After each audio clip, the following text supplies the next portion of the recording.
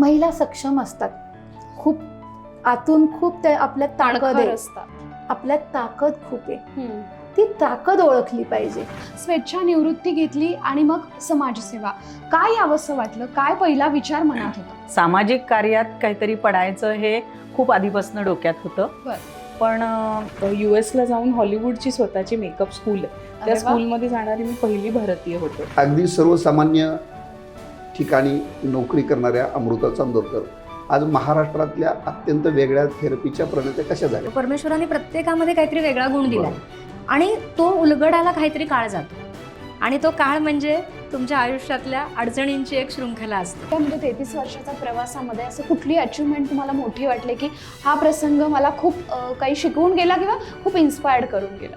पण एवढे वर्ष एखाद्या कंपनीबरोबर असोसिएशन असणं हा आपल्यासाठी खूप मोठा काय म्हणता येईल त्याला एक आनंदाचा क्षण असतो किंवा ही एक पावती असते. IT प्रोफेशनल असलेल्या US मध्ये असलेल्या अर्पिता करकरे शिक्षण क्षेत्रात कशा आल्या? बोर्ड एक्झाम झाल्यापासूनच ह्या कामात आहे. सो 1996 पासून I am working in this. Beauty या क्षेत्रात काम करावं असं का वाटलं? त्यामुळे ह्या क्षेत्राची तशी आवड म्हणू आपण, जेनेटिकली असेल मला ते.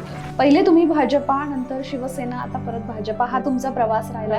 म्हणजे तेव्हापासनं जे जावळे परिवाराला राजकारणाचा वारसा आहे, त्याच्यामुळे महिला दिनानिमित्त विविध क्षेत्रात उत्तुंग भरारी घेणाऱ्या महिलांच्या पॉडकास्टची ही खास मालिका बखरच्या प्रेक्षकांसाठी.